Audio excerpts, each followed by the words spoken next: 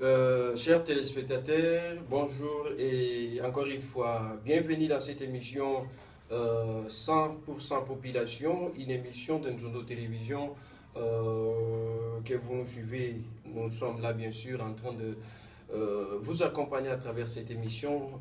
De ces jours que nous avons reçu bien sûr pour vous Monsieur Tarita. Donc avec lui, nous allons aborder beaucoup de choses ici pendant tout au long de cette émission, à qui déjà nous allons le saluer. Bonjour, Monsieur Tarita. Bonjour, Monsieur Lecordo.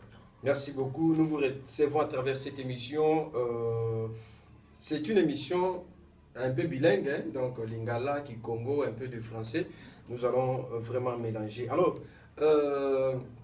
Monsieur Tarita, la façon où donc vous êtes grandi dans cette ville, la ville de Bandundu, de regarder la vie actuelle et la vie ancienne, donc que vous étiez encore des jeunes ici dans cette ville. Quelle est la différence faites-vous entre la vie d'aujourd'hui et l'ancienne vie que vous avez vécue dans cette ville de Bandundu? Merci beaucoup, Monsieur Lecordon. Sur le plan développement démographique, la ville a pris beaucoup de dimensions. Ça, il faut le reconnaître. Mais depuis que la ville ici a été établie comme chef-lieu de la province du Kabandundu, ça a commencé avec une vive allure, avec l'impulsion donnée par le feu maréchal Mobutu. Ouais, il est arrivé, après le départ de Mobutu, nous avons vécu à l'entrée de la FNL, une descente aux enfers. Ce qui veut dire qu'on nous a apporté des infiltrés, nous ne pouvions pas gérer correctement notre pays. Et c'était dans la soif d'avoir le pouvoir, quoi. On s'était organisé dans ce sens-là. Et puis, quand c'est arrivé, nous avons été pris en otage dans notre propre pays. Pris en otage par les personnes qu'on a amenées dans le but d'avoir le pouvoir. Ils ne voulaient pas quitter parce que je me suis déplacé d'ici, je me suis retrouvé même à Kinshasa, j'ai vu comment ils emballaient même les engins dans les avions pour la direction du Rwanda. Ça, j'ai vécu. Et j'ai vécu quand la rébellion est partie de Kitona. De Kitona, ce jour-là, j'avais rendez-vous à Rigini. Je suis sorti à Massina, c'est le boulevard de Mobutu. J'arrive. J'espère que c'est à l'époque de Mobutu. Non, non, ça c'est à l'époque de Mosé. Ok. C'est à l'époque de Mosé. J'arrive là-bas, j'ai trouvé cette rébellion qui est entrée et la manière qu'ils ont commencé à attaquer. J'avais même éliminé mon rendez-vous du jour, je suis retourné à la maison. Parce que, oubliez, moi je suis fruit grandi dans le camp Tchachi, je connais quand est-ce qu'une guerre peut commencer, comment est-ce que ça peut aboutir. Alors, revenons un peu pour cette histoire de décentralisation. Parce que quand M. Joseph Kabila a pris l'initiative de faire la décentralisation pour diviser parce qu'on avait 11 provinces et actuellement on a 26 provinces. Est-ce que cette idée-là, cette initiative-là de faire la décentralisation par rapport à vous, quelle est votre analyse? Est-ce que c'était une mauvaise idée ou soit c'était une très bonne idée pour l'avancement de notre pays? Monsieur le Cordon, ça c'est divisé pour régner. Parce que nos politiques, après l'indépendance, nous nous sommes retrouvés avec 21 partis politiques. De ces 21 partis politiques, comme le maréchal Mobutu a fait le coup d'État le 24 novembre 1965, et il nous a ramenés à 11 provinces. Les 11 provinces ont bien fonctionné parce que la question des tribalismes était complètement effacée. Mais celui-là qui vient dans votre province, il doit vous rendre service comme il se doit. S'il travaillait autrement, vous allez vous lever contre lui, il va perdre son emploi. Mais ici, c'est devenu quelque chose de coterie. Coterie, on se réunit, on distribue l'argent et puis on oublie à donner. Parlez, on vous écoute. On vous écoute. Alors, quand Mobutu a fait cela, il a voulu nous rassembler. Mobutu nous a rassemblés. Certes, dans cette dictature-là, ça a réussi, parce qu'imaginez, M. Le Gordon, dans notre ville ici, quand vous trouvez par-ci, par-là, je peux vous citer quelques exemples, les travaux qui étaient effectués, c'est par les gouverneurs non autochtones, par les commissaires à l'époque non autochtones, mais ils ont quand même laissé des traces, mais des nôtres à nous propres. nous allons aboutir par là. Moi, je pense qu'ils nous ont fait la honte. Hein? Ils nous ont fait la honte. Hein? Et les gens se sont plaints ici pour critiquer Kinda aujourd'hui. Kinda, ce n'est pas perdu. Kinda parti, c'est l'UDPS qui est là avec les maires Monsengo. Moi, je trouve que c'est une descente aux enfers. Alors, j'espère que les téléspectateurs sont en train de nous suivre à la maison, de partout. Est-ce que vous, la politique vous intéresse aussi? Parce qu'on va parler aussi de la CDT, hein, là où vous êtes je ne sais pas si c'était par nomination ou soit il y a eu par des élections qui ont été... c'est pourquoi j'aimerais un peu savoir, est-ce que la politique aussi vous intéresse? Au plus haut niveau, parce que si vous ne vous occupez de la politique va s'occuper de vous. Vous allez en pâtir dans les biens ou dans les mains. Donc, je m'occupe aussi de la politique. Parce qu'il y a la politique à partir de ma propre maison. Dans ma maison, il y a une politique que je mène pour que le bien-être de ma maison. Et quand je suis à la maison, il y a un autre angle et ça prend des dimensions. Mais beaucoup de gens disent que non, vous n'avez jamais été dans un parti politique, vous ne connaissez pas le fonctionnement de plusieurs partis politiques. Alors vous dites que non, la politique aussi vous intéresse. Pendant que vous n'avez jamais parcouru dans un parti politique X ou Y pour essayer un peu de partager votre expérience. Monsieur Le Cordon, vous êtes très curieux, vous voulez en savoir plus. Laissez-moi vous dire que moi c'est depuis 1991 que j'ai embrassé la politique au sein de l'UDPS. Je me suis dit commencer par être le président sectionnaire pour la commune de Kissassé. J'ai implanté le parti. De là, on a fait de moi. Vous savez, quand le feu Étienne Tshisekedi était venu ici en 2011, en ce moment-là, j'étais le président de l'Assemblée fédérale de l'UDPS. Quand nous sommes partis l'accueillir à l'aérodrome de Bassoko. Alors, qu'est-ce qui a fait que vous ne soyez plus donc parmi le haut cadre, soit de membres au sein de la parti politique? Je me réserve de vous dire... toute chose n'est pas bonne à dire, c'est la place publique, hein, mais j'ai préféré prendre des distances pour rester dans les affaires sociales. C'est-à-dire que j'évolue dans la société civile, dans les syndicats. Donc, embrasser avec la carrière politique, c'est une incompatibilité. Ok, d'accord. Alors, parlons un peu de la CNDT. C'est quoi vraiment la CNDT? CDT. Donc. La CDT est la Confédération démocratique du travail. Un syndicat pour la défense des droits des travailleurs, tel que reconnu dans le Code du travail. Alors, donc, on nous apprend que non, vous êtes le président. Est-ce que c'était par nomination ou soit vous avez remporté les élections? Il y avait une élection qu'on avait organisée. Monsieur Le Cordon, nous allons faire la toilette. Hein? Je vous dis que je ne suis pas président, parce que nous, le président, c'est à Kinshasa. Notre président, c'est Guy Koukoukedila. Hein? C'est lui le président national, c'est lui le président de l'intersyndical national du Congo aussi. Donc, en province, nous sommes des secrétaires confédéraux provinciaux. Quand on parle de confédération, c'est-à-dire tous les secteurs de la vie, vous avez droit. Même chez vous ici, nous devons être pour voir de quelle manière vous utilisez les mains congolaises. Ok? Parce qu'il y a les recommandations des textes de loi que beaucoup ont en train de violer. Même quand je prends l'exemple de nos frères les Indo-Pakistanais ici. Ce qu'ils font avec le travail, ce n'est pas propre. Vous avez suivi les remarques qu'il y a eu un mouvement de grève. Ce que le ministre à quoi est descendu sur la rue pour mettre un peu le calme et instaurer un système pour le bien-être de ces travailleurs. Ok, merci beaucoup. Alors, beaucoup de gens disent que non, pour mieux développer la province du Gouilou, il nous faut toujours un enfant de l'espace de Bandundu, ou soit, mais certains disent que non, il faut qu'il n'y ait pas un système de, vous voyez comme dans le secteur, donc il faut qu'il y ait, exemple, dans le secteur de Wamba, on doit avoir un chef de secteur qui n'est pas de Wamba. On prend l'exemple de Congo central, un enfant de Congo central dirige comme chef de secteur dans le Wamba. Et on prend celui de Fatoun, on l'envoie à l'Équateur.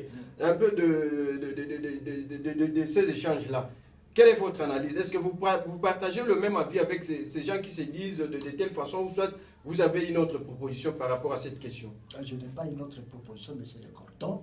Moi, j'appuie sans réserve cette idée-là pour éviter des cas de tribalisme à outrance dans notre pays actuellement. Tout le monde veut tribaliser. Je prends l'exemple de notre propre province du Kouilou. Le problème du Kouilou, nous avons vu des députés qui étaient là seulement des stratèges pour obtenir l'argent. Le gouverneur, on prend des monstres et puis au finish, on n'applique rien, on ne sait rien. Et les mêmes gouverneurs, ils ne font rien, mais les contrôles parlementaires ne s'effectuent pas. Donc nous sommes restés à vase clos, il n'y a rien de bon jusque-là. Vous voyez, Bandouné, je ne sais pas, excusez-moi si c'est la dernière province parmi les autres provinces. J'ai tous les chefs liés ici. Les chefs liés ici. Moi, je vais entrer en profondeur pour parler même de la ville de Bandouné et comparer avec Kikutu, j'ai vécu.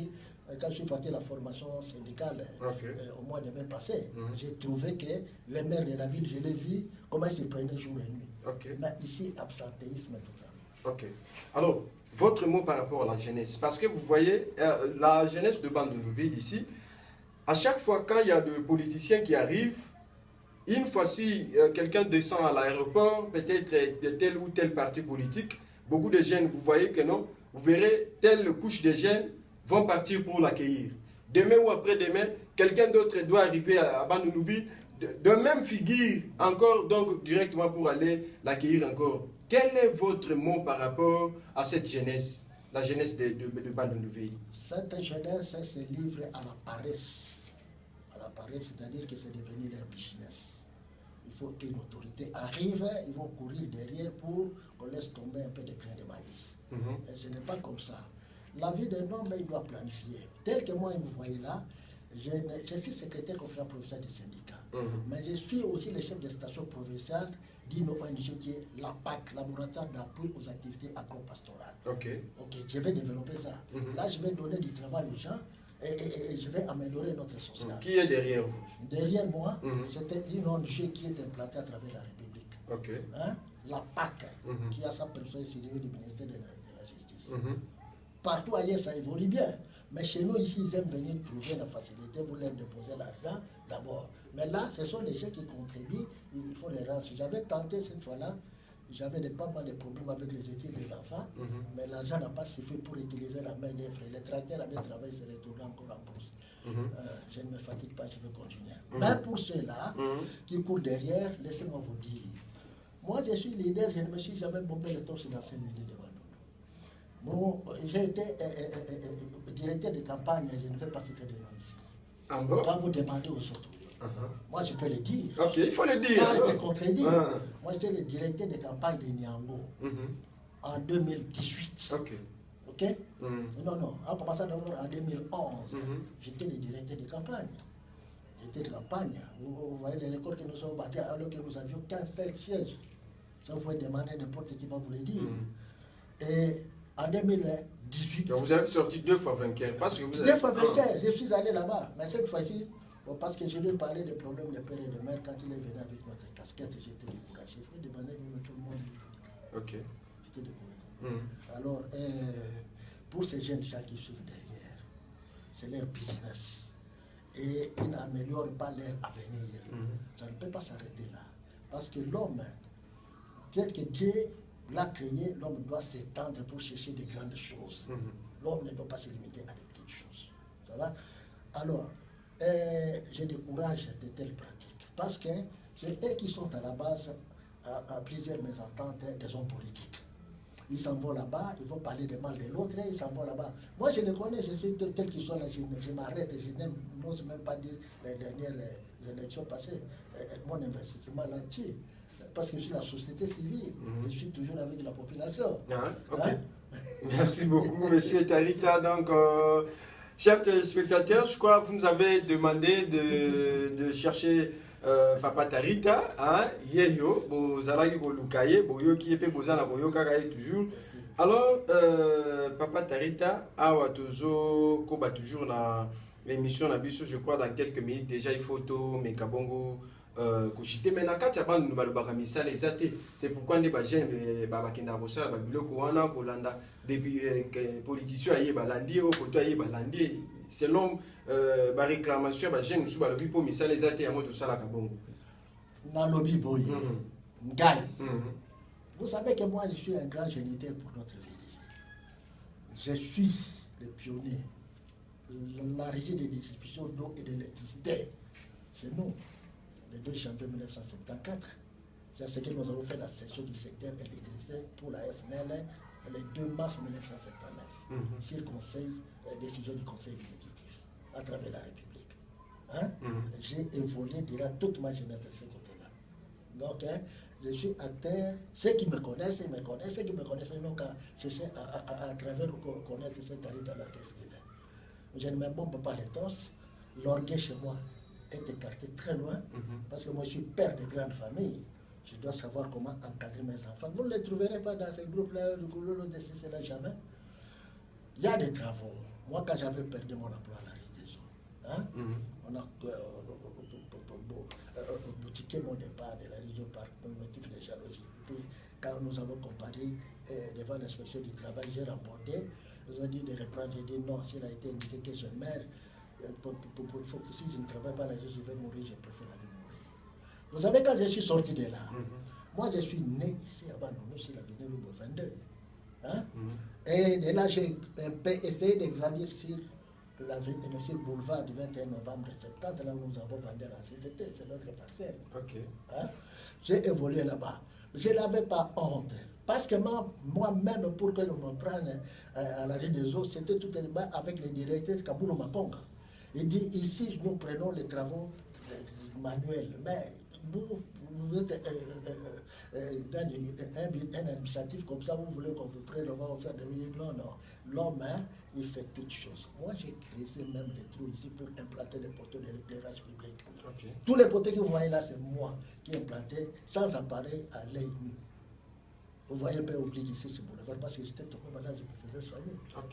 J'ai beaucoup contribué ici. J'ai créé pour poser les poteaux. Alors quand je suis parti de là, je me suis retrouvé un peu en chômage. Hein? En chômage là, je n'ai pas croisé les bras. Je dis, oh, avec la période difficile de transition de Mobutu ici, comment est-ce que je vais aboutir avec les enfants? J'ai pris la machette. Je suis parti à dépasser le Cap Bankou. Vous allez vous traverser Doulou vers la ferme vers Kimpore là-bas. J'ai fait les champs de manioc et le maïs. Vous voyez? Et je faisais aussi la pêche avec les hameçons. J'ai attrapé des andouilles. Hein? C'est ce qui faisait assez que vous puissiez remplir. Survivre, oui. Alors, quand j'ai quitté là-bas, j'ai dit, c'est trop éloigné parce qu'il n'y avait pas de passage de véhicules pour prendre les marchandises, les produits à mener à Kinshasa. J'ai abandonné ça. Entre les mains du propriétaire de la ferme qui est mon petit Tassik à personnel, Laurent, un garçon d'ici. Je suis parti travailler vers Bonzil. Vers Bonzil, comme toujours, les gens sont venus envahir mon champ de manioc. Ils ont commencé à utiliser ça. Donc, les frères Gardin voulaient s'acharner. J'ai dit non, laissez. Moi-même, j'ai réalisé, ce sont des épreuves que Dieu me fait passer. Comme ça, je vais me retrouver. Vous voyez, je n'ai pas croisé les bras, je n'ai pas couru derrière quelqu'un. J'ai réfléchi, il fallait produire pour que ma famille survive. Donc, si je comprends bien, là, vous êtes en train aussi de demander aux jeunes, donc à la jeunesse, pour ne pas croiser les bras, chercher à faire quelque chose, pour ne pas être demandé en quelque sorte. C'est pour vous dire que chez nous ici, on est égoïste. Le développement, là, je suis dans la société civile. Le développement, il est communautaire. Pas individuel. Un individu ne peut pas faire développer un coin. Hein? Il faut rassembler les idées, l'énergie et les peu de possibilités. Il faut qu'il y ait de main-d'œuvre. Oui, il faut de main-d'œuvre. Vous avez créé de l'emploi, donner aux jeunes. Moi, j'ai appris quand les chefs d'État disent qu'il faut donner de l'emploi. Ils pensent que ça va tomber du ciel. Non. Vous devez créer. Parce que la tête de l'homme, hein, c'est dans la création. La tête de l'homme, c'est dans la création. Dans la création, il doit initier, il doit prendre beaucoup d'initiatives dans le sens du développement. C'est comme ça que quand vous allez ailleurs, vous trouverez ça. Moi, j'apprécie beaucoup mes frères à Idiofa. Mes frères à Idiofa, à Kikwit. Moi, quand j'ai quitté l'emploi, il y a des amis qui sont à Kikwit et ils n'ont pas voulu que je rentre à Bandundu. Restez ici, Tarita, nous allons à l'Angola. J'ai dit donc, je faisais l'Angola à partir de Congo central, je ne suis retourné à partir de ici, Alors, pour citer, je crois, notre dernière question pour clôturer cette émission. Quel a débat sur la toile surtout? même Jeanne Mingi qui vend sur la question, pour dire que non, Mundu, il y a l'onga dirigé, voilà, il y a mote, bon, ce gouverneur, il faut qu'à moi, il y a territoire, il y a Bagata. Quel est votre avis? Oh non, c'est le tour, il y a Bagata. Je ne sais pas si c'est dans quel article, mais selon les gens sont en train de dire. Cordon, qui a organisé, c'est la ristour de là, autour de la conduite de notre province, qui a organisé ce schéma de ristour. Ça n'existe pas. Donc les gens sont égoïstes, seulement ils doivent utiliser des mots. Il y a des discours, on nous a appris, des discours à tenir pour une campagne, que ça réussisse. Il y a des discours que vous ne pouvez pas tenir, parce que ça va vous conduire en déclin, pour rien. Donc, pour diriger la province, nous avons besoin d'un fils du pays. Un fils, quand nous parlons de père et de mère, un fils de ce secteur-là. Parce que moi, qui suis là, je vais vous dire que mon père, Antoine Talita, je porte le nom de Talita de mon père. Okay. Je vous ai donné les adresses de vie. Et je peux dire, ma mère, c'est Elisa Mboma. Je connais ma mère, vous voyez. Mais tandis que beaucoup d'autres, vous n'entendrez pas parler de leur père, de leur mère. Vous voyez seulement un enfant comme sorti de mer. Ça ne peut pas arranger les choses. Il n'y a pas seulement les enfants. D'ailleurs, moi, je soucie si on pouvait toucher même la Constitution. Vous partagez cet avis-là? Moi, je partage, je soutiens.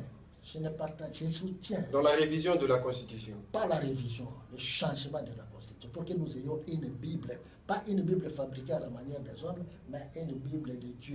Mais c'est Tarita, vous répondez encore avec ce sujet-là, ça, c'est très compliqué, parce qu'il y a ceux qui disent que non, ne touchez pas à ma constitution. Certains disent que non, tout ça comme ça. Donc, je crois, sous la politique, je crois prochainement on va vous recevoir pour faire un débat tout autour de la Constitution. Oui, autour de la Constitution, parce que c'est compliqué. Je suis sociopolitique. Ça, je vous l'ai dit. Cette constitution-là, c'est un acte de notre pays.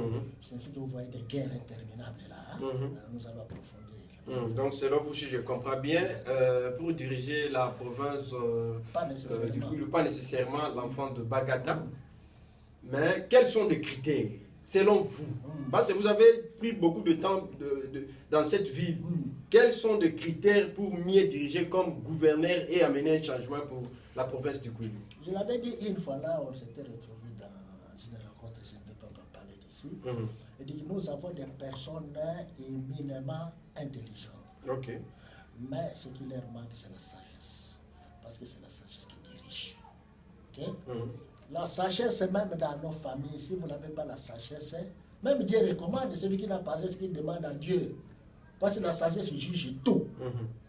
Tout ce qu'il faut amener, science ou n'importe quoi, c'est la sagesse qui va juger. Donc vous devez être un homme complet. Vous êtes intellectuel, vous avez la sagesse, vous combinez les deux, et puis ça va vous donner une ligne de conduite à suivre. Donc quand vous dites que vous êtes extrêmement intelligent, professeur d'université, que sais-je moi encore, nous les connaissons parce que vous êtes professeur dans un domaine précis. Okay. Mais le reste, vous devez vous référer. Alors, pour finir, c'est déjà presque, on est à la fin. Pour finir, quel est votre mot pour chuter à travers cette émission? À travers cette émission, en ce qui concerne la gestion de notre gouverneur, nous avons parlé des ETD, des entités territoriales décentralisées. Ces entités, on les a confiées aux autochtones. Et nous voyons comment est-ce qu'ils nous ont conduits. Au rabais, ça n'a pas donné. Je félicite de la manière qu'on a organisé même les élections municipales. Ce qui nous reste maintenant, c'est l'aboutissement aux animateurs à désigner par les élections secondaires, n'est-ce pas? Les élections municipales encore, ça pose aussi problème parce que ceux qui sont comme des conseillers communaux, jusque-là en plein, toujours rien ne marche dans leur secteur. Dans leur secteur, parce qu'ils sont maintenant dirigés, non pas par des personnes qui sont élues, mais par des personnes qui ont été désignées, qui sont trouvées là-bas dans une transition. Vous voyez la différence? Donc, ils doivent parler le même langage avec les personnes qui ont compati avec eux pour être élus. Merci beaucoup. Merci, chers téléspectateurs. Je crois que nous sommes arrivés à la fin de cette émission en Nzondo Télévision 100% population, une émission de Nzondo Télévision que Malouki Koufi a eu le plaisir de pouvoir vous tenir compagnie pendant tout au long de cette émission que j'avais reçu bien sûr pour vous Monsieur Tarita, donc je crois Bolandi Nengameki Kokundola coin par coin, hein, sans commenter, je crois bon Meki Kolanda vraiment Namozindo pour Senga Kiketo Yambaye to lukiye to sali de notre mieux to meka ko memaye boyo kaye ndenge to meki ko solola. Merci à Patricia Ndombe qui nous a bien sûr réalisé, qui était derrière la caméra à travers cette émission. Merci et à la prochaine. Au revoir.